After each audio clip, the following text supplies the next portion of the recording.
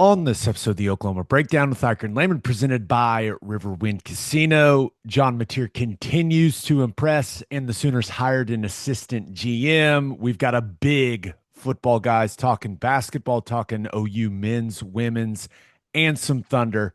And we have our winners and losers of the weekend. Please download and subscribe to the podcast. Rate it 5 stars and write us a good review. Follow the show on Twitter, Instagram, TikTok, Facebook, and YouTube. Just search Oklahoma Breakdown on any of those and you'll find us. All right, our man Michael Hosty will kick this thing off.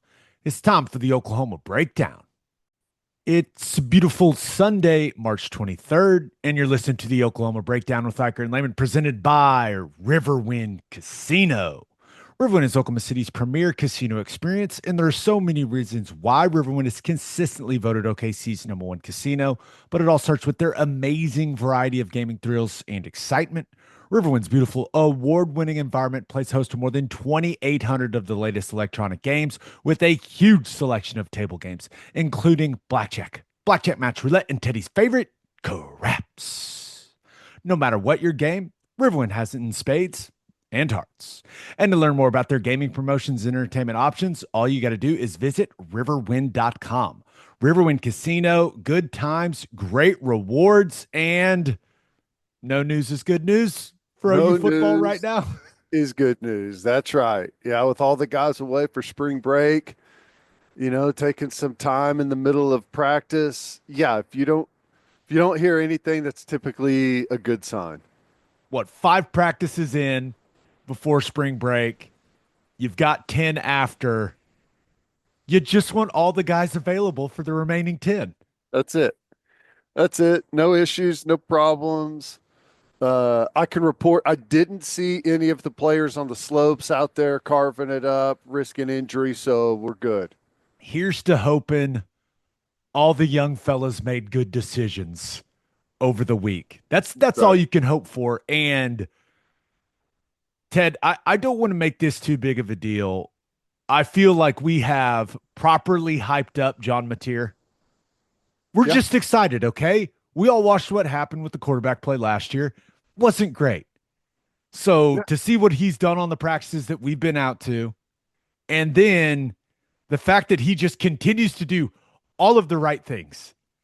Him going and throwing with Javonnie Gibson and Deion Burks over spring break, where they're training with Delphonte Diamond, who is a guy that trains a lot of different NFL wide receivers. I just, is this guy just going to continue to do everything you could hope for in a quarterback? Because that's how Yeah. it feels. It feels like he's doing everything perfectly. Well, I go back to, what a lot of people like in the early off season whenever he first got here, there's not football stuff going on, so we just kind of have to ask around, what's this dude like? What's your first impressions? Everyone pretty much said the same thing, professional. And that's the day and age that we're in, is these guys treating it like a profession. And that's what I've seen from Mateer, is workmanlike, working on the craft, working with, developing chemistry and relationships with players on the team. So I don't know. I'm very pleased with what I've seen from him so far. It feels like clearly what he's going to do on the field is going to have a massive impact. But I feel like the leadership piece, not that that wasn't there last year, but when you think about the quarterback situation a year ago with Jackson Arnold, who hadn't played, and then Michael Hawkins, a true freshman, it just feels like that leadership piece at the quarterback position is just going to be in a completely different place than it was a season ago. Yeah. And I don't know the overall impact that that necessarily makes, but it feels massive to me.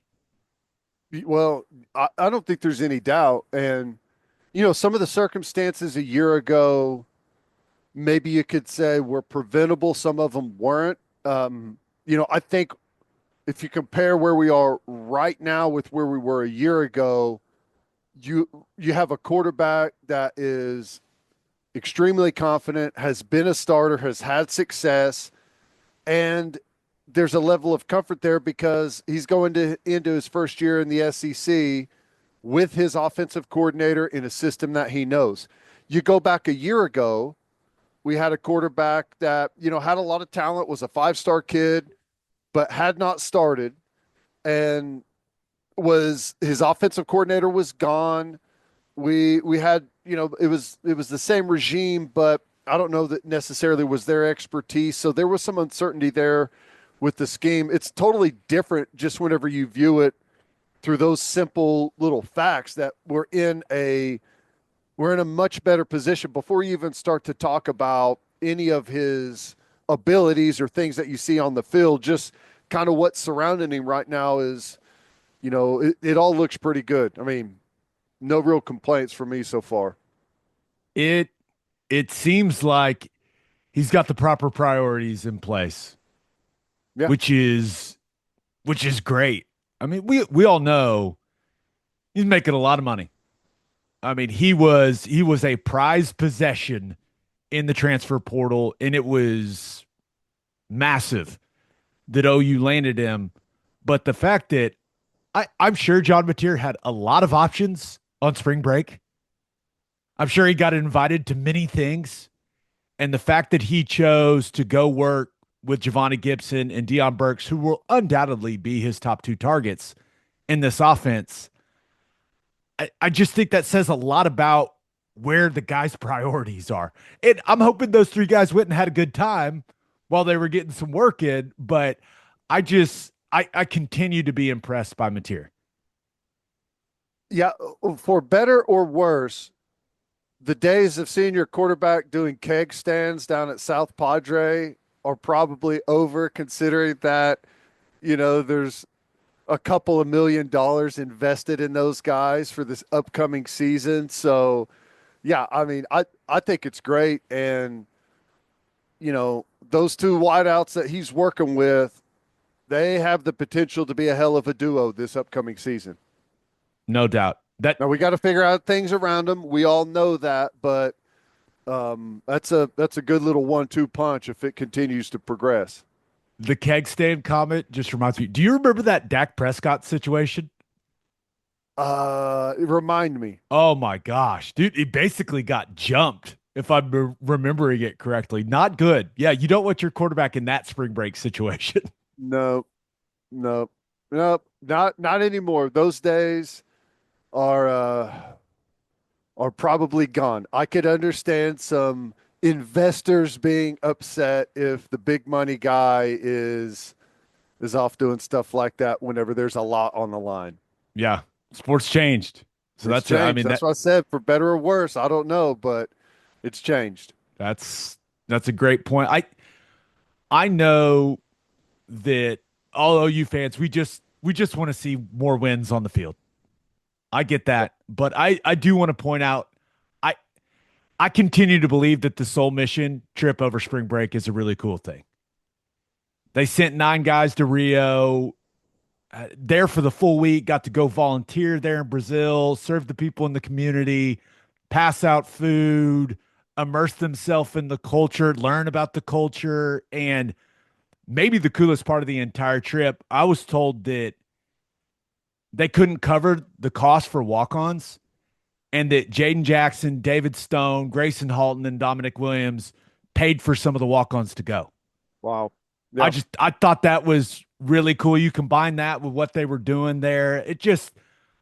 I know that we all want to see this team get back to the elite level that we want it to be, but I still think some of the stuff that this staff emphasizes off the field, like, it's still cool, man. It's still a good thing that these guys are going and serving other people. I just want to point it out. I know that Soul Mission's taken some heat over the last year or so because of, the lack of wins, honestly, but it's still, Caleb Kelly and those guys, they're still doing a really good job.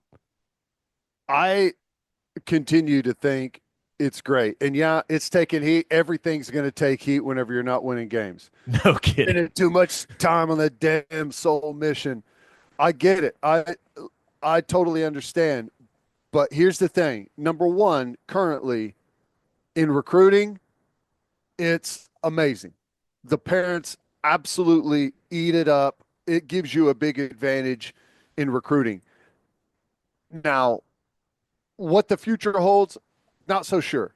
And maybe we'll get some answers to that as we get closer to the house settlement stuff. But you would like to think at some point you get back to a little bit more of a level playing field. I don't know that it's ever going to be completely level, but whenever things kind of even out, I think it's going to be a little bit less about how much money can you just throw at people. It's going to go back to some degree, what can you offer other than, everyone is making close to the same amount. There's a more level playing field. The sole mission, people that have only been relying on money are going to be behind. We're not going to be behind. We're going to be, the sole mission's now going to have 3-4 years in depth behind it with what they do, the history, the job interviews, the internships, the trips abroad like this, like all the stuff that they're doing. It's going to pay dividends in the long term whenever you have to get back to doing, like, how else are you going to put yourself ahead of the other people when it's not all about money? So I still think this whole mission is excellent. I'm with Not to you. mention that it's good, positive stuff. I mean, we all want to win first and foremost. I get it, but you're helping send good people out into the community.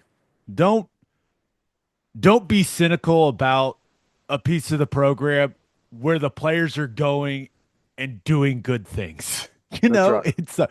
I get it. It's about winning. It's about getting wins on Saturdays in the fall. I totally get it, but I continue to love this piece of the program that Brent Venables has brought.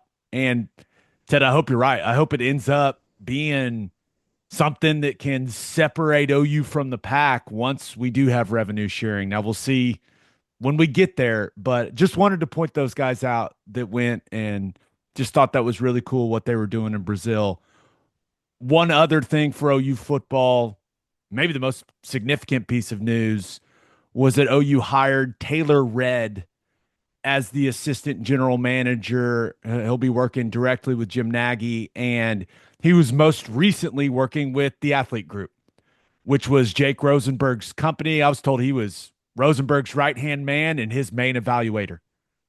So the relationship was already there between OU and Brent Venables and Red, and everyone I talked to when OU kind of developed the system that they've been using, the way that they kind of tiered positions and evaluated guys and distributed the salary cap that they were working with. Everyone said that Red was just excellent in all of those processes. So it it feels like a great hire. I'm not going to pretend I know a ton about the guy. I know he was the director of player personnel at Wake Forest for a couple seasons. I know he was a Patriot, a scout for the Patriots, so he's got college and NFL experience. But when everyone's saying, "Hey, we're really pleased with this hire," I'm just going to choose to believe that, hey, it's a great hire.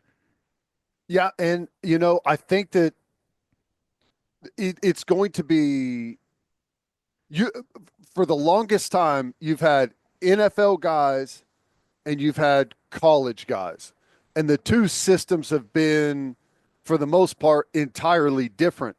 So there's not a whole lot of people out there that have experience in both worlds.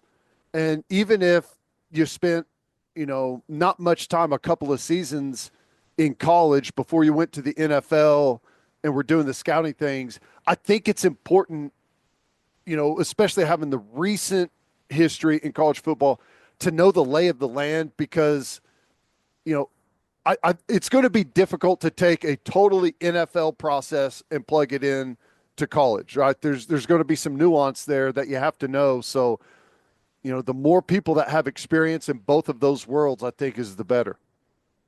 The maybe the most exciting thing I was told about Red is that he's got a ton of connections when it comes to the portal.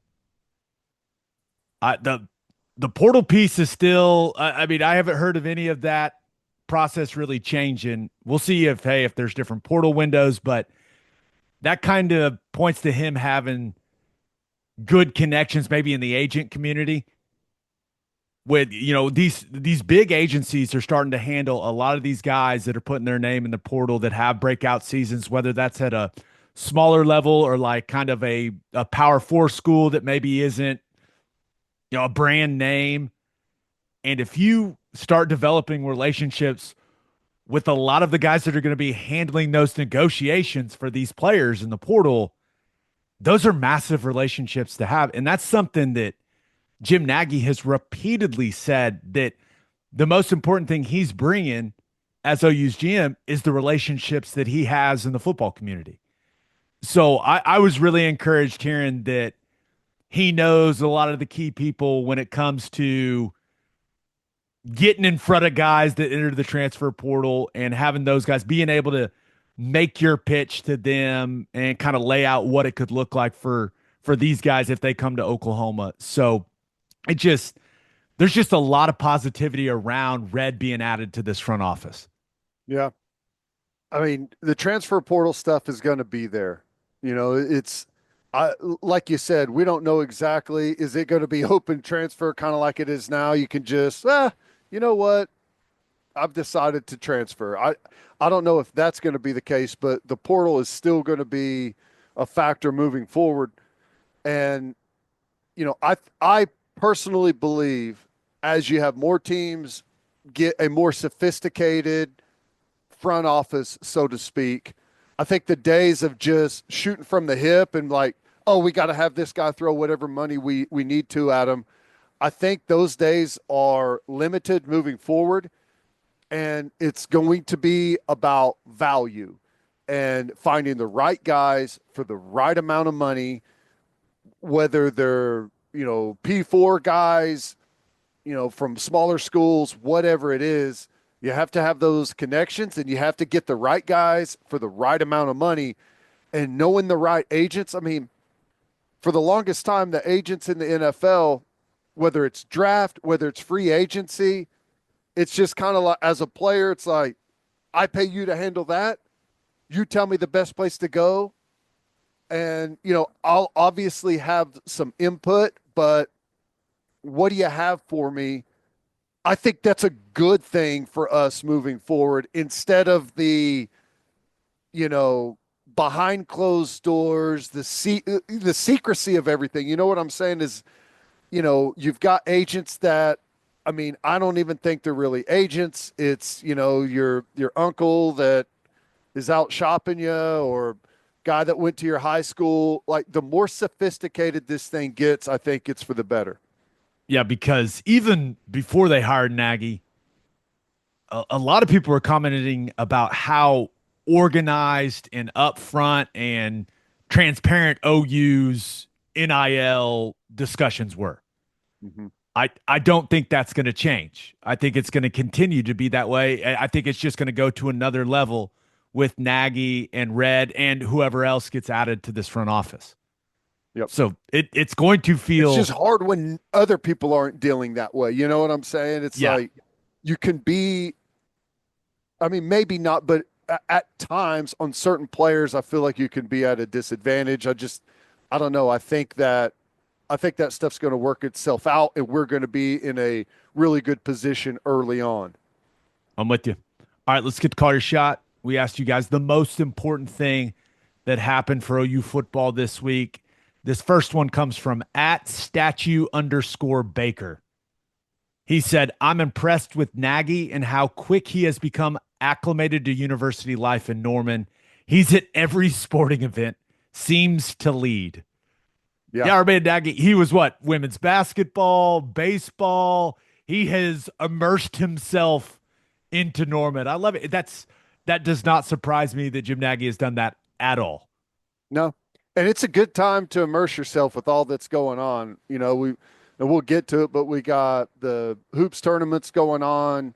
We got Diamond Sports kicking off into conference play. So there's a lot of stuff happening right now. So it's a good time to start getting yourself familiar with the lay of the land. I would say. It is one of those things where Jim has always had a big social media presence. And I was wondering how that was going to translate to his new role.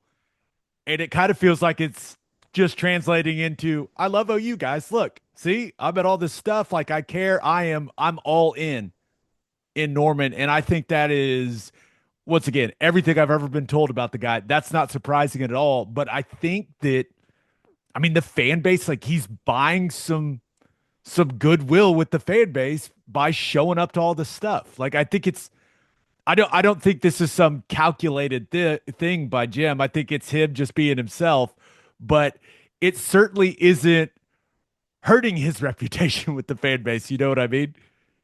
I think it's really interesting. You know, there's going to be a lot of good GM hires out there, but there's not going to be a lot of GM hires out there that have the social media presence and following that Jim Nagy has. How much of an advantage is that? I don't know, but it's definitely not a bad thing that he is putting Oklahoma in front of a bunch of people that previously would not have interest or have that stuff come across their timeline. I remember pretty early on, I saw a tweet from Jim Nagy, and in the comments, someone said, it's weird I'm still getting used to seeing the Oklahoma stuff from Jim Nagy. And he responded, get used to it, Boomer. So I loved it. I thought that was great. This other one comes from Eric Bates. He says, Hatton making his choice so we can focus on where we need to go running back wise, whether it's Jones or someone else. I think our man Eric is referring to Jonathan Hatton, who, depending on the ranking, is, a top 5, top 10 running back in the class of 2026. Committed yesterday and chose A&M over Oklahoma. Remember, he was committed to OU for, I think, over a year. Decommitted, and the Sooners were in on him, one of the final two, but wants to be an Aggie instead, I guess, Ted. So, yep, got to move on to whatever the next target is. Yeah, and I don't know. Who knows what the developments were that changed his mind. I don't know. I'll say this: very important position for us moving forward. I still think that we've got capable guys on campus. We'll see what the development looks like and the fit with this new offense and Arbuckle system is, but that's going to be very important moving forward. And I think that if you were to ask Jim Nagy, I think that would be a position of importance for them moving forward, whether it's portal, whether it's recruiting, I don't know. But whenever you start going back over the last couple of years and looking at the production at running back, it's been down, and there's been reasons for that. Totally understand that. But, that group has to come around, and it's going to be important through recruiting, through transfer portal, and through development of guys that are on the roster already. We'll see what running back holds. I'm cautiously optimistic with the group. We'll see. I know a lot of OU fans will have their eyes on Caden Jones's commitment. I think he said he's committing March 26th. Yeah. Everyone remembers his dad wearing Sooners across his chest. So that is when you got a guy up there in Tulsa that is a, top 20 back in the recruiting class. That's one that feels pretty significant. So, especially with Hatton choosing A&M. So we'll see. Yeah. I don't know. Important position. I mean, he's a good player. I've heard a lot of people talk about him. I haven't, for whatever reason, I haven't seen a whole lot of his stuff, but I know, I think Oklahoma State's putting the full court press on for him. But that's one of those in-state kids. That's a legacy that you feel like you need to win that one anyways, right? Feels like it carries a little more weight. Yeah.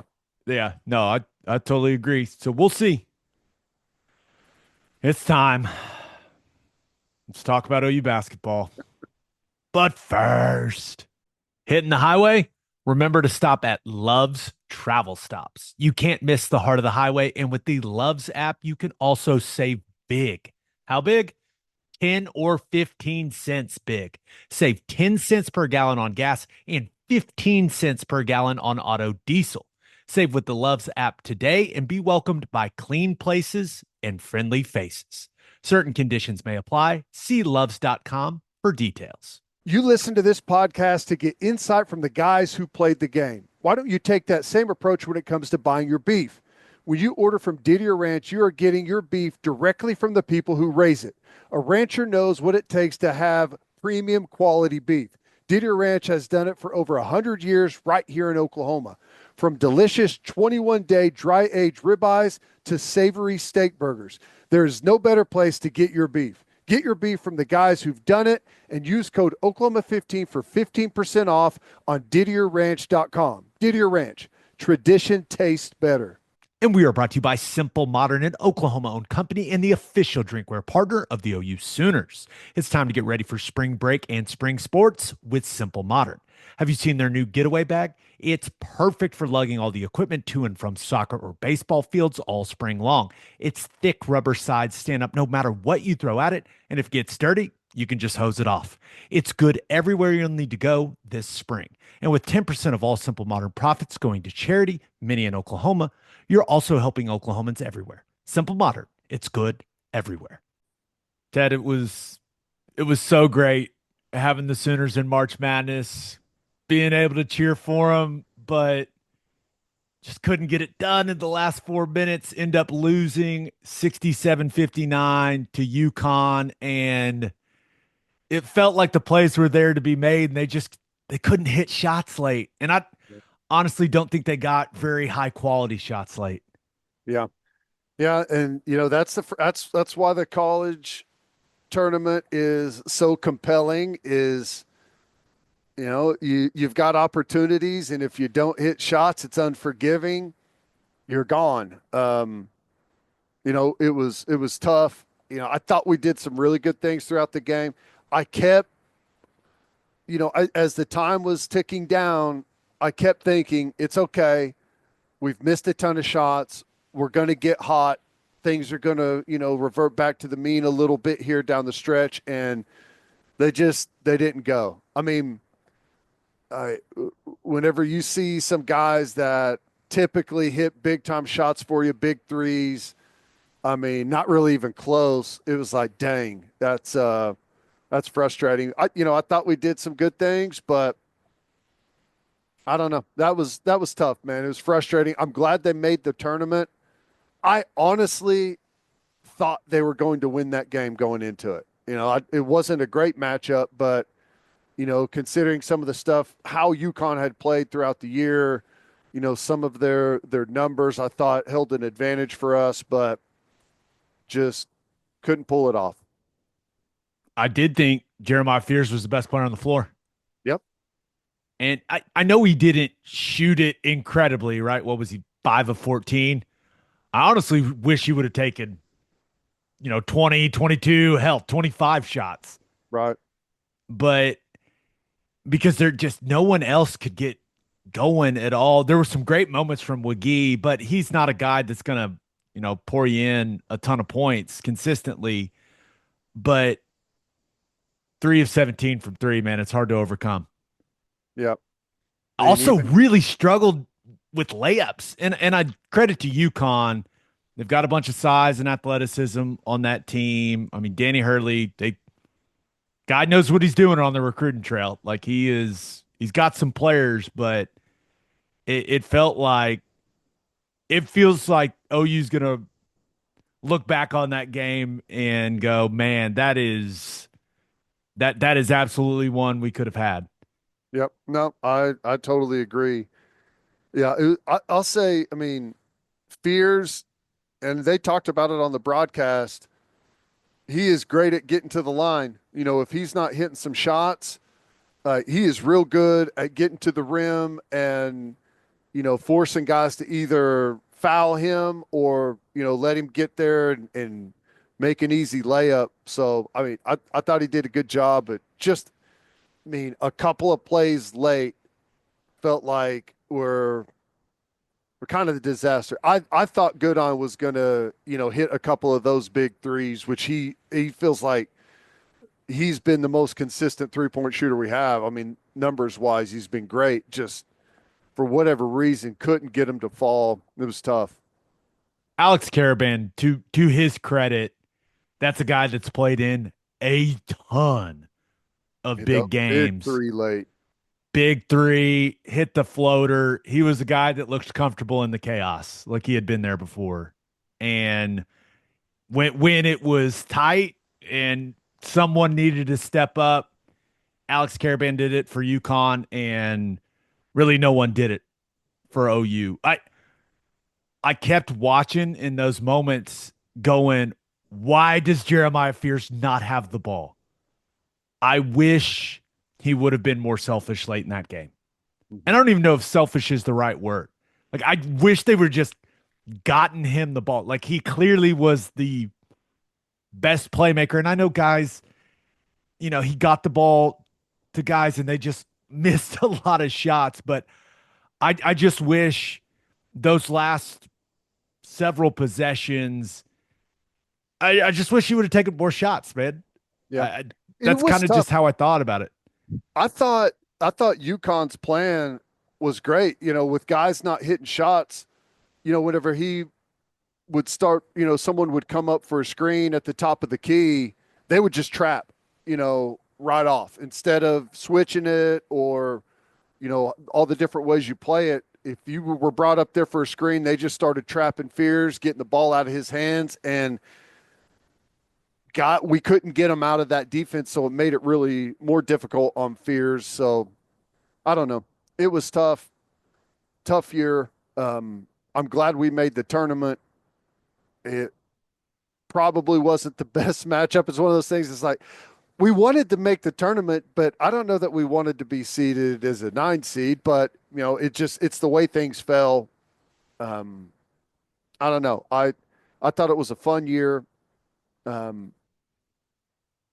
It's Fears. It's going to be tough to watch him go to the NBA because if he had another year in college basketball, he could be the best player in the sport next year. So that's just the way things fall, though. And we were lucky and very appreciative to have him for that 1 year, though.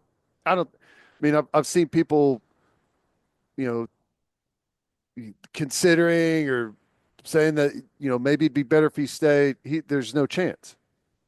You can't give up that much. Usually, if you're going in the lottery, you're gone. I mean, it would be strange if he didn't. I mean, I don't know. I guess maybe there's a chance, but as I view it right now, I'd say that would be a shock in a good way, but a shock if he didn't go to the league. I think coming back would be very, very beneficial for him. Yeah. Very beneficial. But if you're someone saying, hey, we're picking you in the lottery, you just, yeah, what are you going to do? I mean, turn down that money. I think if he came back, he could be a top, 5, top 7 type pick. But with as much money as those guys are making on their second and third contracts now, he may just go, hey, get me there. Yep. It's hard to win a tournament game when they show the scoring drought graphic 3 different times for you. I know. That's kind of been the season for us, hasn't it? That damn scoring drought graphic. Do we need that much scoring drought graphic in the NCAA tournament games? I don't need to know how bad college players are at hitting shots, okay? I get it. I watch it. I know it's a different product in the NBA. I know what I'm signing up for. I don't need to know that the Sooners haven't made a field goal for 5 minutes, okay, CBS? I got it. There's been a lot of that going around. There's been some low-scoring games, but I mean that it kind of tells the story of the year for us. Like we've played in some games where we've been really competitive, but we've had, spurts of excellent basketball followed by, stretches of turnovers, missed shots, bad plays. I mean, it's been hard for us to find a real level of consistency, which has been tough. Which, all things considered, I still really liked his team. I was still really entertained by the season, and obviously wish they would have won that and continued and to be a part of this. But I don't know. We made the tournament. It's a stepping stone, Is it? I think. I mean, it's going to be another tough rebuilding year. You know, Porter and the Villanova rumors are interesting. What Porter had to say after the yeah. game, Bob Prisbilla asked him about, how he feels about where the program's at. And I think when he said you have to win in April and May with the NIL, I think he was trying to make a point, whether that was to Oklahoma's leadership or to Villanova's leadership. I'm not sure, but it felt like some serious frustration coming out in that moment for Porter. And after he said that, he gave a ton of credit to the kids for battling in the SEC, and he said all the right things. But I mean, he went out of his way to say that. It's true. I mean, I think it's something that we've talked about and is part of the conversation. Whenever you scrutinize the year, the season that we've had, you have to go back to resources, and yeah, I don't think you have to have all of the money. I don't think you have to be number one, but and I don't honestly, I don't even know where we fall in the SEC for NIL with basketball, but we have to be more competitive. We have to be more competitive there whenever you see some of the guys that we weren't able to hold on to. And, I don't know what guys we weren't in the running for because of NIL, but, we have to at least be on the level with the rest of our conference. And I don't know. We'll see if they can figure out a way to get there. When you see Owe and Uzan lighting it up for other teams, that's gotta be frustrating. It is. Yeah. But I feel like Porter Moser is a guy that maybe is more respected in the basketball community than a lot of fans realize. Mhm. It's not a coincidence that when all these jobs open, that his name consistently pops up. Right. So it's going to be very interesting to see what happens over these next couple days with OU basketball. Yeah. I don't know. I mean, you go from a weird spot of it's like the power in the relationship has really changed over the last couple of weeks, hasn't it? I mean, you're in one hand fighting for your job supposedly, and then as soon as things flip around, you make the tournament. Now you're Oklahoma. It's like, okay, what are we gonna do? What do we have to do to be able to keep this guy? I think the point that you made is the most relevant. Porter Moser's a really good basketball coach, highly thought of, and I think if we can level the playing field resources wise, I think that he could do a great job. Always have thought. Completely agree. Will be a very interesting couple days for OU basketball. I will say he did finish the media session with what I think he said, excited about the future, excited for the future. And I went, hey, oh. So we'll see, but there's no doubt with Villanova firing Kyle Neptune, Porter Moser, you Google Villanova next head coach, and he's on every single one of the lists. Yeah. So we'll see how it goes. Well, if he stays at Oklahoma, I think we have to get bigger. We have to get more physical in the front court. I'd like to get your thoughts because I really don't know. I'm just, I really everyone listens to this podcast for our hard hitting basketball analysis. You know that. Come on. I really liked what I saw from McGee the last 3-4 games. And I think it's something really good for him to build on.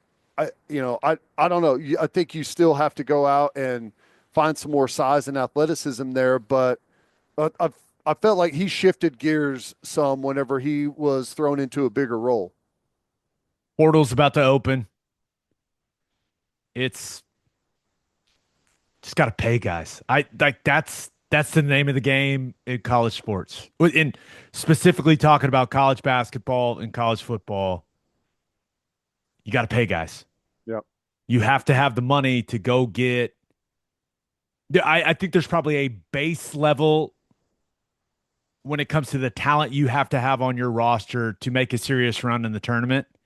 And I bet Porter thinks he can work with kind of a lower floor, but you have to be at a certain point. And OU just hasn't been at that point the last, well, really since Porter's been here. No. So he's going on. Well, he was here the year, so he's going into his 5th year. Is that right? yes, because he had missed the tournament 3 times and they made it this year. So this was year 4. Next year will be 5. He's pretty much had to produce an entirely new team every single year.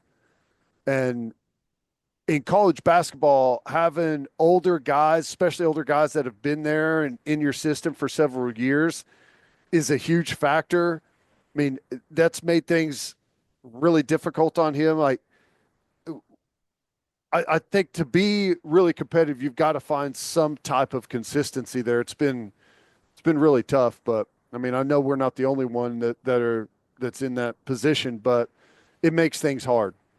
No doubt about it. Let's get a little more positive. Let's talk some OU women and some Thunder. But first, Schwab Meat has been smoking the highest quality meats, hot dogs, and sausages in OKC since 1912. Go to schwabmeat.com to order any of Schwab's outstanding products and use promo code OKBreakdown for free shipping on orders over $75. Schwab dogs are iconic. I like to keep it simple. Just a bun, dog, mustard, ketchup. Also, the jalapeno cheddar smoked sausage is ridiculous. Schwabmeat.com, code OKBreakdown for free shipping on orders over $75.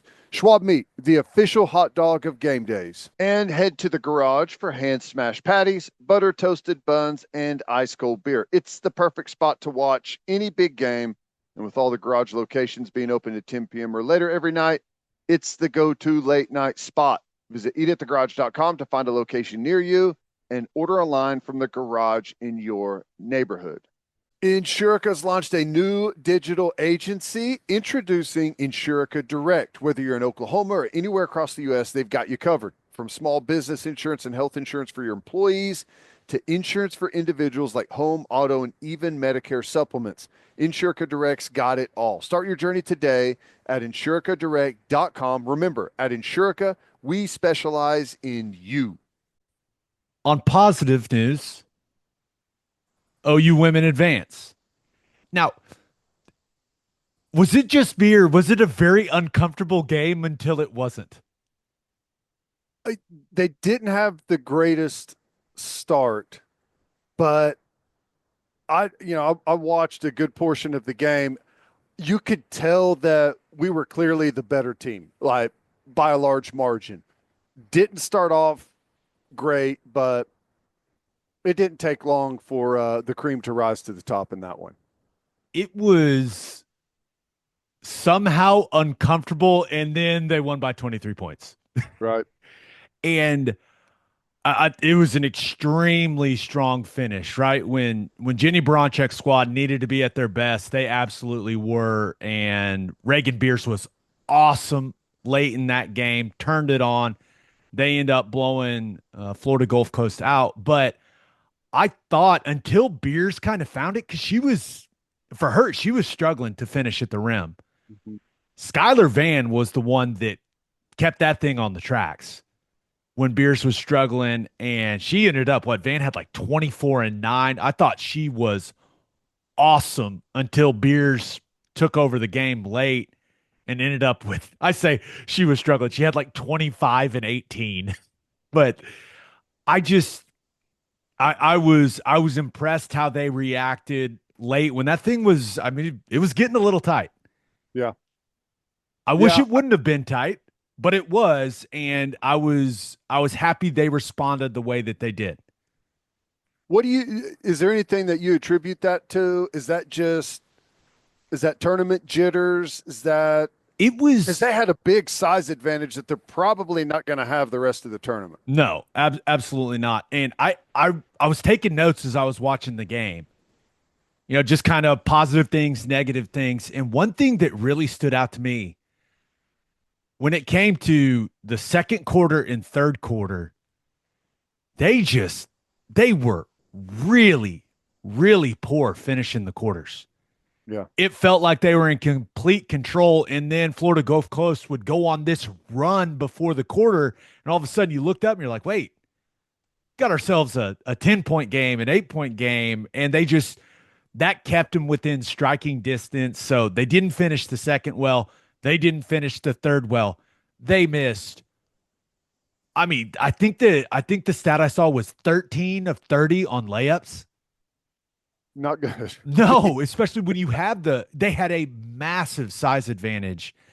I also thought Sahara Williams, like she has to play at a higher level. She's so talented. They've got to get more from her if they want to make a deep run in this thing. And then they didn't shoot it well from three. Right. 8 of 26 from three. You got it. You got to shoot it better than that to beat a good team. I think this is fair to say if they play the way that they played against Iowa, they're going to get beat. Yeah. But I expect them. I think there was a big crowd in Norman. It's the tournament. I don't know if they're a little tight, but I'm hoping that now that they've got that initial game out of the way, we're going to see a better version of this team. Yeah. I hope that's the case. And it's nice to not play your best and still advance. And then you still get to play at home. I mean, I think that's also a big factor as well. We'll see. I mean, I know that there'll be some tension in this one, obviously. Iowa's been pretty good. I don't know. I guess I don't really know how to view it. I don't know a whole heck of a lot about Iowa, but I do know that we're going to have to be a lot better at the rim, or we're going to have to hit some threes. Jenny Baranczyk got to beat the alma mater to make the Sweet 16. It's pretty cool, man. Now, yeah, I don't think the NCAA did us any favors with the tip time. I mean, you want to have one of the great advantages of hosting the regional is you have your crowd there. It's not exactly ideal to play at 3 p.m. on a Monday. Yeah, how does that work out? I don't know. It feels like it should be illegal to play a tournament game. And I get it's for TV, it's all for ESPN. I get that, but man, they're not helping us out making us play 3 p.m. on a Monday. Especially a Monday coming back from spring break where everyone's like, I got to get to work. Right. Whether you have stuff that's piled up and you have to get to work, or the time off has become more work than actually going and doing your job. That's going to be a difficult one for a lot of people around here to make. What else are you going to say? 3:00 on a Monday after spring break? That's about the worst time you could have for a basketball game. Yeah. But hey, no matter what the crowd looks like, you have to perform in the moment. And I'm really, really excited to see how this team responds to the opportunity. I think it's so cool that it's against Baranczyk's alma mater. Like, she's a legend at Iowa. Yeah. So that's going to be, I'm sure that's going to be a lot of fun. So we'll see how it goes. This is when we talked about it heading into the tournament for them, like they need to make the Sweet 16. They're a top 3 seed. They're hosting. Like, this is a game that it feels like for this program under Jenny Baranczyk to take another step, you got to win this one. Yeah. You got to advance to the second weekend. That's it. That's it. With where they were, with how good, we've seen them, and the progression has been pretty consistent since Jenny's gotten here. This is the next step, and more than capable of doing it. And you find yourself in the Sweet 16, and then go out, play your best, and see where things fall. But I think I totally agree. Sweet 16 will be a disappointment if they don't make it. It doesn't hurt that Aaliyah Chavez was in the crowd, number one recruit in the country, to watch the Florida Gulf Coast win. Yeah, that doesn't And hurt.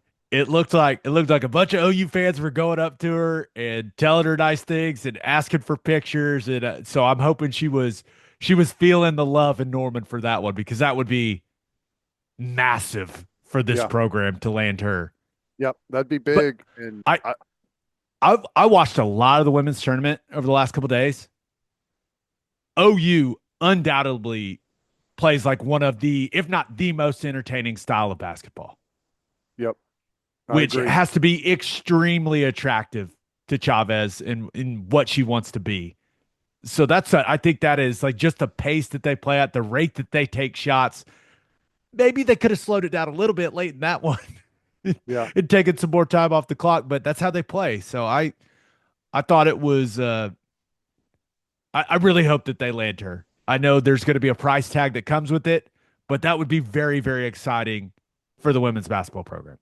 It would be huge, and I think it's a reflection of how great Jenny Baranchek is. I know, whenever we had her on here, she's fantastic, and I would be shocked if, you know, the same, I don't know, gravity that she has isn't the same with recruits. I imagine she's a great recruiter, and I don't know. We'll see. That would be awesome. Oklahoma City Thunder have won 5 in a row, all over Eastern Conference teams. The Thunder just own the East this year. It's unbelievable. Road wins over Boston, Detroit, Milwaukee, and then a couple home blowouts over Philly and Charlotte. And let's be real, those teams are not good. But the Oklahoma City Thunder have clinched the number one seed in the Western Conference, Ted. Man, it's good to be us, baby. It's pretty impressive to be able to clinch all of those. I mean, first, I think they're first team to clinch a playoff, is first to clinch the division. Well, we got 10, 12 games left. I mean, it's getting close. Be Uh, here before we know it. 12 games left. Now, one interesting thing is, Dort has missed the last 3 games. Jalen Williams has missed the last 5. But just watching those guys on the bench against Charlotte, it seems like they're fine, or it seems like they're close to being back. You just got to make sure those guys are ready to go for the playoffs. And I think it's going to be really interesting to see how they manage the last 12 games of the season, because they're 58-12. The Cavs are currently 56-14. You're you you want to make sure that you have home court no matter what, right? But you also want your guys to be charged up and ready to go for the playoffs. So it feels like it's going to be this balancing act for the Thunder to get guys, sprinkle some rest in for some guys to where guys are as fresh as they can be as the playoffs get here. But also, you got to consistently have an eye over on the Cavs and what that record looks like, because you're staring at home court advantage in the NBA Finals no matter what, right in the face. You've got a 2-game advantage. You simply do not want to give that up. Yeah. Or at least that's how I view it. Well, it's a not you got to find the right balance, and it's nice to have a 2 game edge because and I don't know how they weigh the level of importance, but you want to be first and have home court. You want to be fresh. You want your guys, to have their legs going into this stretch run, but you also want to be sharp. We've seen whenever you got extended rest or it's been a while since you've been out there and been competitive, that it can take a while to ramp that back up. So find that balance, get first, stay fresh, but also play enough basketball to stay sharp. I feel like some people just assume that Boston's going to come out of the East. Cavs are really good, man. Yeah. And one thing I was I was looking at some of the numbers. Like the Thunder are the best team in the league at home. They're 30-5. They're tied with the Cavs. Mhm. The Cavs are 30-5 at home. So it's one of those things where it's like both of these teams are great at home. I'd rather be the team that gets the extra home game if we play them in the finals. No doubt. Yep. So you combine that and it kind of feels like Shea's going to win MVP. Like there's a lot of positivity, a lot of fun things, several fun things going on with the Thunder right now, especially Shea was awesome against Boston. He was even better against Detroit. What did he have? Like 48 against Detroit in that one. Another 31 against Milwaukee. I mean, I don't know if he's completely sealed the deal, but I don't know. Jokic is amazing, but you're combining the Thunder being the number one seed, probably going to have the best record in the entire league. Your star player, who everyone loves, is probably going to win MVP. I don't know, man. It's just what a time to be alive as a Thunder fan. Yeah, it's crazy. I mean, to be the lead, how often is the leading scorer the MVP? I mean, I know it's not always, but uh, who's the biggest threat, I guess? It's Shea and Jokic. That's it. You think so? Yeah, Yeah. for sure. Well, if that's the case, I don't know. I would be surprised if he didn't win it. I mean, shocked probably. They've got the Clippers tonight. We'll see how it goes. Yeah. But just a lot of excitement in the state of Oklahoma when it comes to hoops with what's going on with the women in the tournament and then the Thunder. The Thunder just so much fun. I love I it. know. And we're at the bottom. It's going to continue to ramp up, whenever the playoff, because you have people that follow it nonstop, obviously, but you know, it's such a long season that this is about the time where a lot of people that have just kind of watched from the sidelines a little bit start to reinvest, and a lot of the other stuff kind of falls away. Spring football and obviously college hoops and all that stuff will start to fade away a little bit, and then you're probably going to see people go full throttle on the Thunder.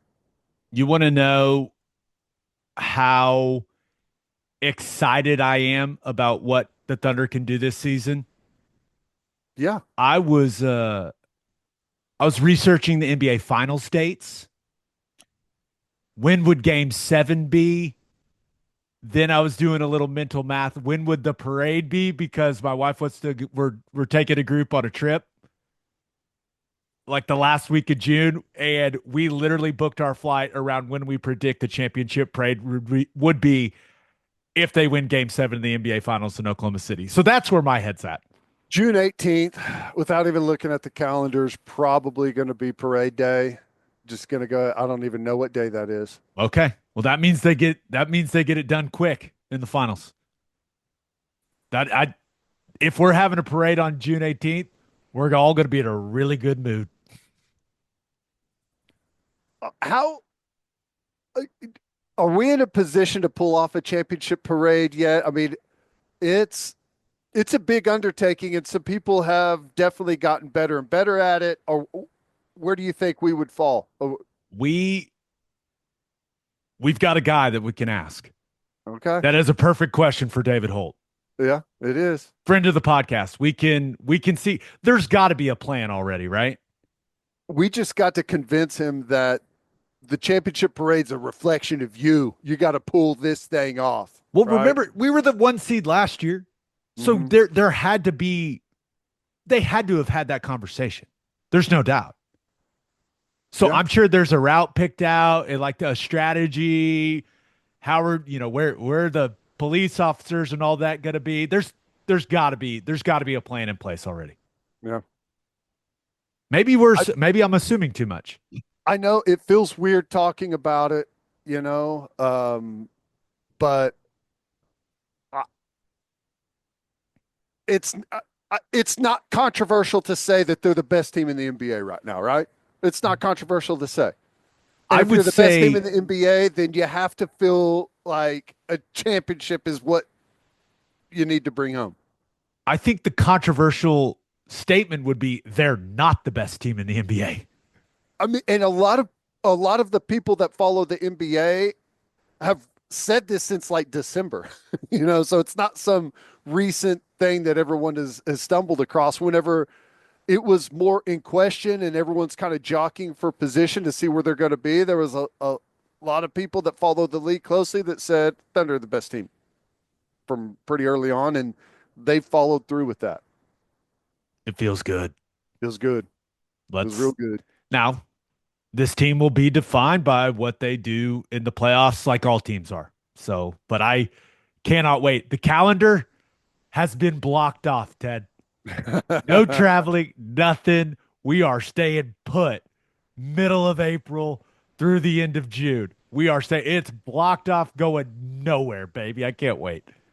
You're in the big time whenever you have to start planning months ahead for championship parades. That is whenever you really reach the pinnacle of professional sports. That's the good stuff. All right, let's finish up with our winners and losers of the weekend. But first, if you're as passionate about OU sports as we are, now's your chance to make a difference with One Oklahoma. As the official NIL partner of the University of Oklahoma, One Oklahoma plays a crucial role in keeping the Sooners competitive in the SEC. Your subscription goes beyond the revenue sharing cap, directly helping recruit and support the athletes who become Sooner legends. Plus, you'll get access to exclusive events, behind the scenes content, merch, giveaways, and more. Join the team and be the difference maker for your Sooners. Join today at oneoklahoma.com. And three things matter in banking: service, service, and service. And First Fidelity Bank's commitment to exceptional service is more than a promise, it's their foundation. FFB has been by your side for over a century, and they are honored to be a part of your journey. Banking isn't about where you've been, it's about where you are headed. Open an account at an award-winning bank today at ffb.com. At First Fidelity Bank, we go where you go. And go to opolisclothing.com and use promo code TED for 10% off our podcast merchandise and the best OU gear out there. That's opolisclothing.com and use promo code TED. Buttery soft and 10% off. As always, Ted, kick us off. Who do you have as your winner of the weekend? I'm going with OU baseball. Now, I know that the series is 1-1 with Mississippi State. I think that game starts at 3 o'clock today, the decider. But Friday and Saturday, I've got to give it up to the fans. Awesome, awesome environments. I went out to the game Friday night, packed house, awesome game. It was a pitcher's duel. We ended up losing that one, but came back Saturday, even better crowd, and got the win. A lot of offense in that one. Got a late home run in the bottom of the eighth to go ahead. Willits And, is pulled it off. such a stud.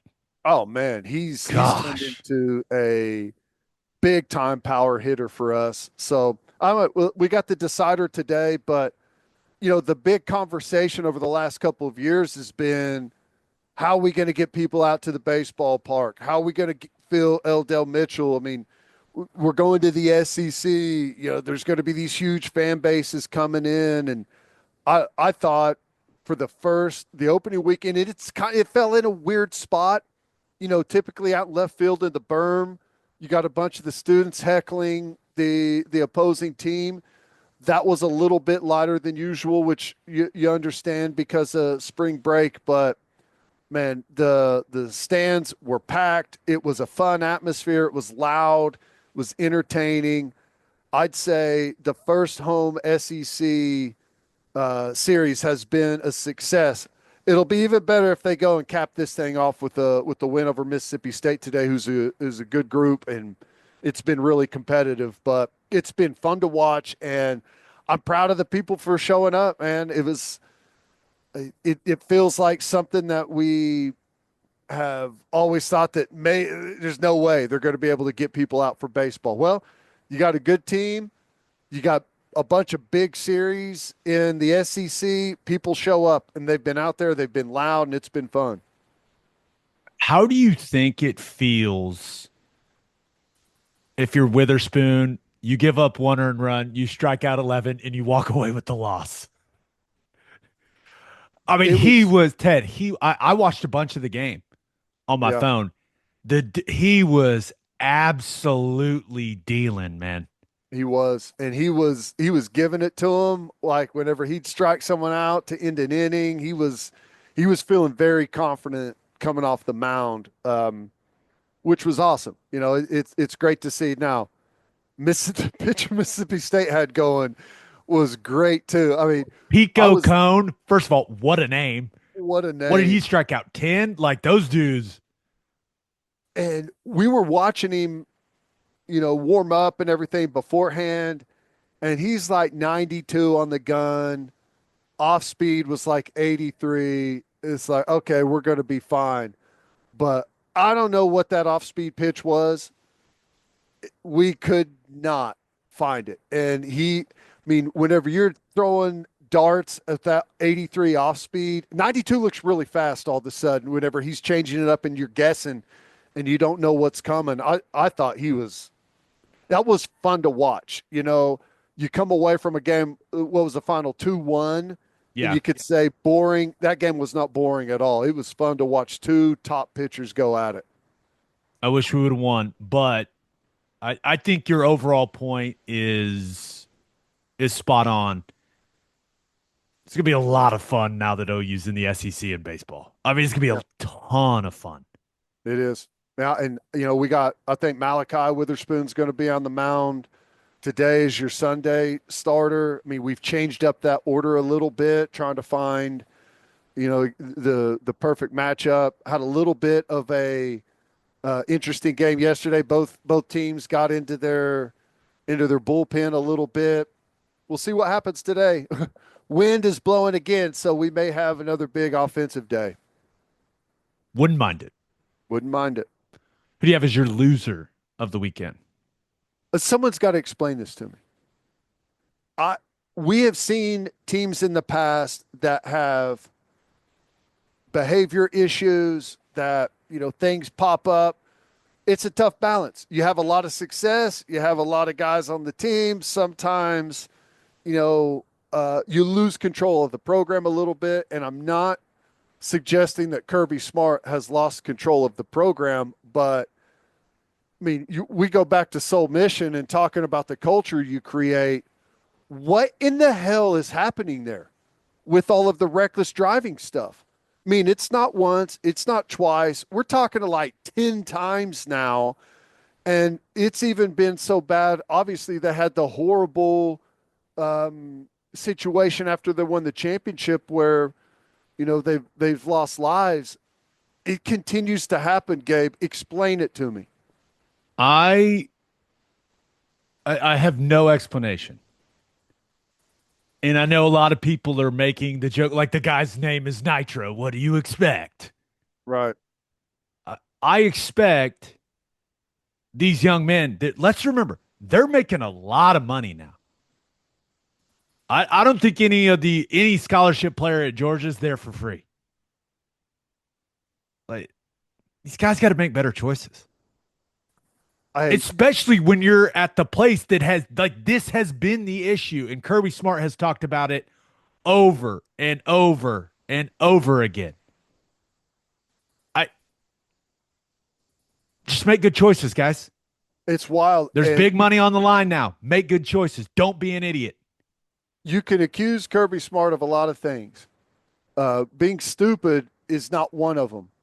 I refuse to believe that this hasn't been an issue in-house. That I know he has brought this up.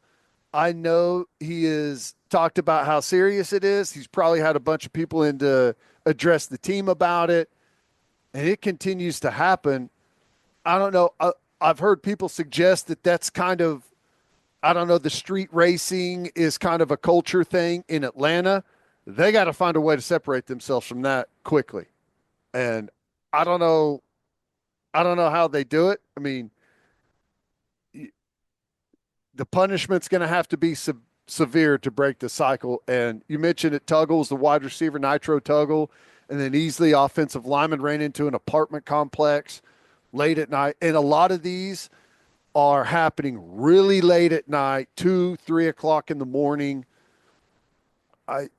You hate getting those calls number one, for the safety of your players, but number two, what this mess creates on the outside and what the vision of the program is. And you cannot say that it doesn't affect you. Parents of recruits see this stuff. They don't want their kids out racing at 3 a.m., right?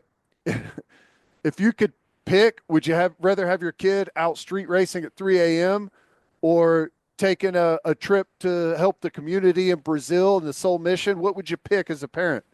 You know, I mean, that's why I continue to say that is a big factor, and it's going to help us moving forward. But for Georgia, I don't know what they're going to do. It's become a running joke. You don't want to be a team that's a running joke. It somehow has become maybe the main talking point about Georgia football for a while now, which is crazy because Kirby Smart has built that into the best program in college football, arguably. I would say that it is, I mean, maybe it's not a total consensus, but most people in college football, even though they haven't won a championship in, I don't know what, 3 years now, pretty much everyone across the board would say that Georgia's the best program in college football, right? Haven't won the championship the last couple of years, but best program out there. And it's not once, it's not twice. You could say that it's just a weird cluster of events, but we're talking like 10 arrests or something up to this point. You've got a serious issue going on, and they're going to have to clean it up. And this continues to happen after you had a player die. Yeah. That's what I'm saying. We're not talking about just traffic violations here. You brought the point up. I mean, it's legit. I don't know. I assume Kirby Smart and his staff and the people at Georgia are doing everything they can to discourage their players from doing this. It's this simple for me. If I was Kirby Smart, I tell my guys, if you get arrested for reckless driving or racing or something like that, you are kicked off this football team. Do I make myself perfectly clear? There will be no discussion. There'll be no, hey, it's that black and white. If you do that, if you're going 50 miles an hour over the speed limit, doing something stupid, weaving in and out of traffic, you're kicked off the team. Go play somewhere else. I feel like at this point he's got to do that. I don't know. I think you're right. I think you have to. And maybe he's already doing that. I know that both of those guys are suspended indefinitely or whatever phrase they want to use, but probably is. You know, I would take it a step further. I'd say if you're in the car, I mean, it's done. No more of it. We can't have it continue. You do it, you're gone. No questions asked. You know, often we're going to give everyone the benefit of the doubt. You know, whatever. No more. I'm telling you right now, you do not get the benefit of the doubt. If you do it, you're gone. You have to stop it. And that's the only way you're going to. And if that threat of being kicked off the team, if you get that arrest or, you know, whatever, that ticket, whatever it is, and if you extend it to if you're even in the car, if that doesn't fix it, well, you're thinning the herd of people that you don't want on your football team, right? At some point. It's an intelligence test. Exactly. And if you can't pass that one, it's pretty telling. If I was Kirby Smart, I'm not overly familiar with how Georgia's collective is operating. I'm sure they've got a great operation over there. But whatever this revenue share piece, like in those contracts or agreements, whatever you want to call them, I write it in all of them. This is not the only offense that you would kick someone off the football team for, but like I'm going to make sure that if you do something stupid behind the wheel of a car, not only are you getting kicked off the team, you're not getting your money either. It's in the contract. It's in the agreement, whatever you want to call it. Like you You just have to do that at this point if you're Kirby Smart. This is ridiculous, man. I It's mean, ridiculous. I, it's ridiculous. And the crazy thing that you mentioned is we're not just talking about violations. You've already had someone die, right? I, it should be, I don't know, it should be very straightforward. Like you said, it's an intelligence test at this point, it and they're failing miserably. it also, I think at this point, like it can be an indictment on Kirby Smart. It's an indictment on the guys in that locker room, the leaders in that locker room, that this has happened over and over and over again. The best teams, you know how it is. You police yourself. And guys, you got to do whatever you got to do to make sure that guys don't do this stuff and continue, because they are continuing to embarrass the program as a whole.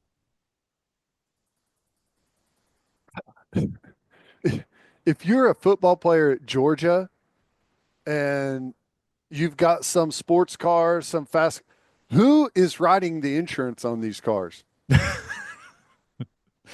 you imagine, like, oh, hey, yeah, oh, you're a player at Georgia and you've got a 500 horsepower car. I'm going to pass that off to the next person.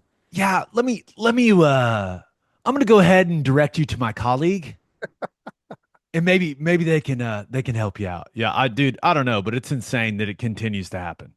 Wow. All right, let's I get to just, my I, ultimately, I, we're talking about Georgia, we're talking about the football aspect of it, but the last thing anyone wants is another situation like they already had, right? I mean, yeah. it's crazy. That's the nightmare scenario, and they've already lived through it. I know. And somehow this stuff continues to happen.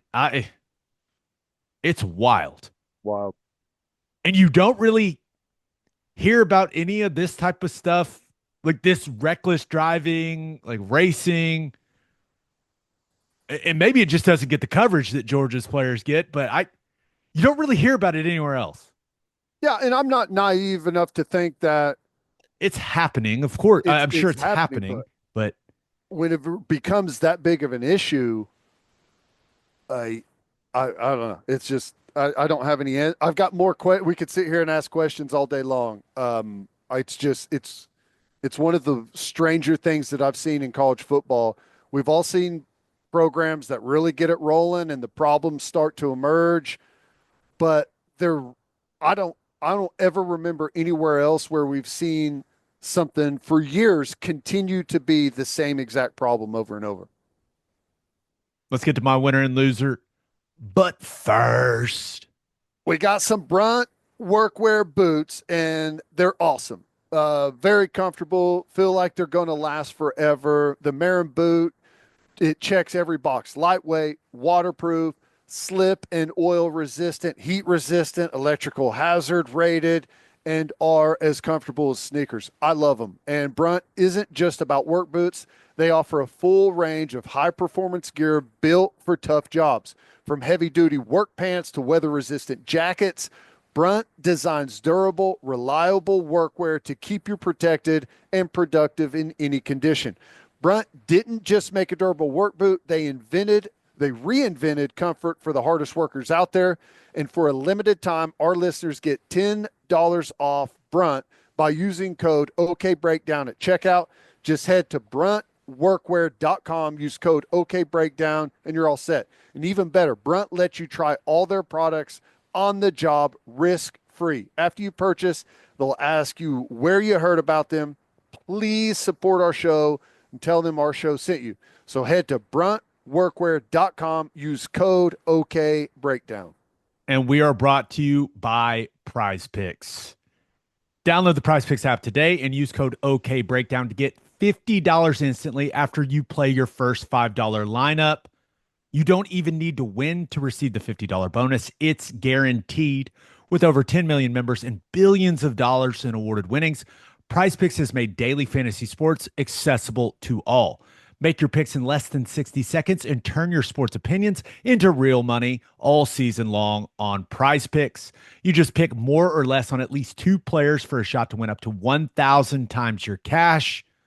What a better time to get on Prize Picks. I mean, you got everything going on. right now. So just turn that hoops knowledge into some real money on Prize Picks. And Prize Picks puts its members first.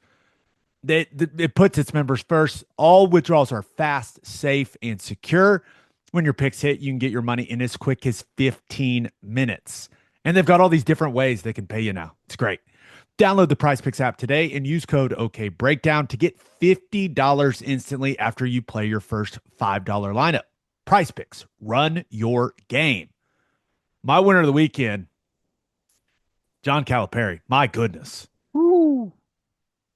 Let's rewind.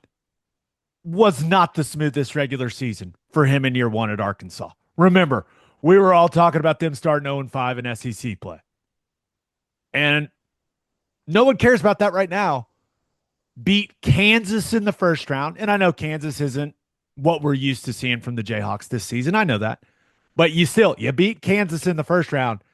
And then you beat St. John's in the second round to advance to the Sweet 16. And for Calipari, that means you beat Bill Self and Rick Pitino. Just checking off the big names. I mean, Ted, what a weekend for John Calipari and the Hogs. That was a tough road to the Sweet 16, and they look really good, man. They are playing their best basketball at the right time. Yeah, they are. It's been pretty awesome for them, and it's wild how if you make the tournament, the narrative can change really quickly, right? I know Arkansas fans I think a lot of them were hesitant in the beginning, and then the way the conference play started off, there was some big frustration there. A lot of people upset about it, but continued to get better and better. And Sweet 16, I mean, house money from this point. I mean, maybe house money just making the tournament, but Sweet 16 in your first year, knocking off Bill Self and Pitino, that's pretty impressive. Arkansas went 8-10 in conference play.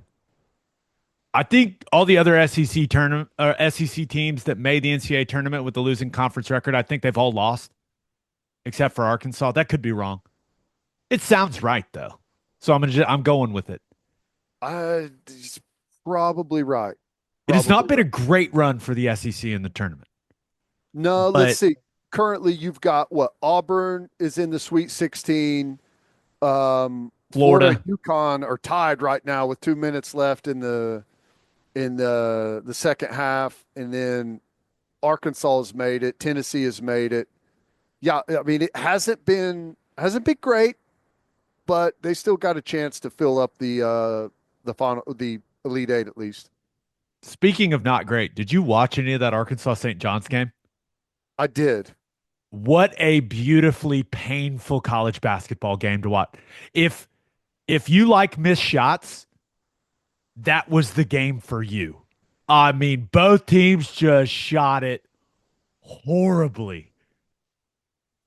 And it was wild because a lot of people, St. John's obviously had a lot of fanfare coming in, but, one of the talking points around their team is, when you look at the statistics and the metrics, they're way better than they should be considering some of their shortcomings. And I think that reared its ugly head against Arkansas. I think all of like the guys that are really dialed into college basketball that I follow on Twitter coming into the tournament, I'll just say, hey, if St. John's makes shots, they're going to make a serious run, but they can't shoot. That was something that kept coming up over and over again. And what were they, 2 of 22 from 3 against Arkansas? But Arkansas was like 2 of 19. It was, if you like watching the ball go in the basket, it was not a good game. But it was a game where the scoring drought graphic, it made a lot of appearances. Yes, it did. That was it was wild. Like I said earlier, there's been some ugly, low-scoring games, but like you said, that coming in with college basketball, that's part of the appeal, I think. Yeah. You kind of know what you're signing up for, but Arkansas had 2 freshmen in Carter Knox and Billy Richmond. They kept calling him Billy the Kid. Pretty awesome. But those guys stepped up, and then really the biggest talking point from that game was RJ Lewis is the Big East Player of the Year. He's St. John's best player, and he didn't play like the last 4 or 5 minutes of that game. Yeah. Patino benched him, Yeah. That was, which I know he was shooting the ball really poorly, but it almost makes you wonder. And Patino kind of danced around the questions in the postgame presser. It kind of makes you wonder if Lewis was like going rogue or something. I don't know. But that, even if a guy's shooting really poorly, your best player's on the floor when your season's on the line in a close basketball game. So that was very, very strange. it was strange. Who am I to question? I have no idea, but that was a that was an interesting turn of events there late. Arkansas they're a 5.5 point dog against Tech. What do you think? I I have no idea. Yeah. I have no these neutral site games, like it's incredibly hard to predict. If they were playing them in Lubbock, give me Tech. You know what I mean? Right. Like Yeah. that's one of the best atmospheres in college basketball. These neutral site games where it feels like these teams always really struggle to shoot with these different backdrops. I have no idea. Yeah. I don't know. I Um, that is an ultimate stay away for me. yeah, you got what I think. Who is it? Colorado State and Maryland play, and then Florida and UConn. Florida's jumped ahead with 43 seconds, 70-64. So, I mean, I don't know. I mean, if you beat Tech, you still got a chance to advance after that. So we'll see. I mean, it's credit them. It's been fun. I think that's one of the cool things is watching the roller coaster ride for teams. I mean, we were on it ourselves. Yeah. Amazing, undefeated through non-conference play, and then oh, we're horrible. There's no way we make the tournament. Oh, we're gonna make I mean, it's what makes college basketball fun. Yeah, you get in the Calipari, tournament. All you need is an opportunity, and who knows what happens. John Calipari is the second coach to take 4 teams to the Sweet 16. Lon Pretty. Kruger is the other one. I was about to say. I mean, that's pretty good. It's quite the stat. All right, my loser of the weekend, and this is undoubtedly a first in the history of the podcast for me. Hmm. Gable Steveson is my loser of the weekend. Yeah.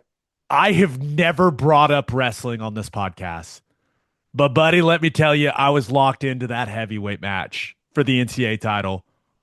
The finish of that, what Wyatt Hendrickson from Oklahoma State pulled off in the last, 30 seconds of the heavyweight match for the NCAA championship was electric. If you have not seen it, finish this podcast and then go watch it. It is, and remember, Stevenson, when did he win the gold medal? That was 2020. Yep. He was going for his third national title. I usually base in a sport I don't know a ton about. I usually base what my reaction should be based on what the announcer's reaction should be, or what the announcer's reaction is, like in a big moment. And that announcing crew could not have made this feel like a bigger deal than they did. They were absolutely shocked. It was an amazing call and just an amazing moment in that heavyweight match. I was losing it because the announcing team was losing it so much. I was trying to understand how big of an upset, like what a big of a moment it was in that particular sport, and it felt like I was witnessing history by the way that everyone reacted. How about? Well, I mean, it's a big deal whenever the guy you're going against, his mom named him after Dan Gable. His name is Gable Dan Stevenson. So it was predetermined that this is where he was going to be in life. So yeah, awesome, impressive, really cool to see guys, pull off big time wins like that. They're pretty crazy. Down 4-2, gets the 3-point takedown in the last 30 seconds. I mean, I think he got, what was there, 20 seconds left. And one of the announcers, he said, "This is the craziest moment in NCAA history."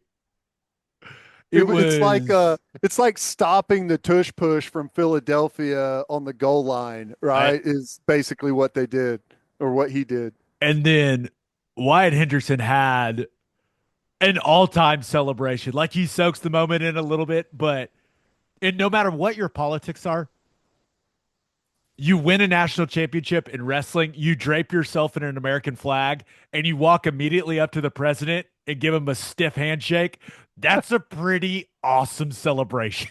Like, you I know what I always mean? like whenever the guys they go over, they hug their coach, and then they do a nice little slam takedown on their coach onto the mat. Should have pulled that one off right there. That would have been awesome. It was, if you have not seen it, go watch it. I cannot. I don't know a ton about wrestling. I don't watch a ton of wrestling. I like watching the national championships because it just you can feel the energy through the TV. And this was an all-time moment in the sport. At least that's how it was presented. And I was just it got the blood pressure up. I was fired up. Even though it was an Oklahoma State guy. It is what it is. But I felt like I witnessed wrestling history. Yeah, I'm the same. Um, don't know a whole lot about wrestling, but I know enough to know whenever you're wrestling a guy whose name is Gable Dan, you're the underdog. Okay, I know that much. Yeah, Stevenson had won like 70 matches in a row or something. And I know he did. Remember, he tried to make the NFL. I think he tried to do some of the WWE or what's the other one, like NXT. Yeah, One of I the, think he his tried to brother do. did it too. Yeah. So, but congrats, Wyatt Hendrickson. That was awesome. Very cool. Very cool moment. That's great. Birthday shout outs. Welcome to the world, Fielder Reed Nail. Happy second birthday to Laney Ross. Happy 71st birthday to Ron Papa Foshi. And a prayer request for our guy Jim, who was diagnosed with stage 2 prostate cancer. We're thinking about you. We're praying for you. And I know everyone that listens to the podcast is behind you as well. You got it, Jim. And then one last birthday shout out to our man, Tim the Goat Mailman Hall. Okay. All right, Tim. Goat. Slinging that mail. I see you.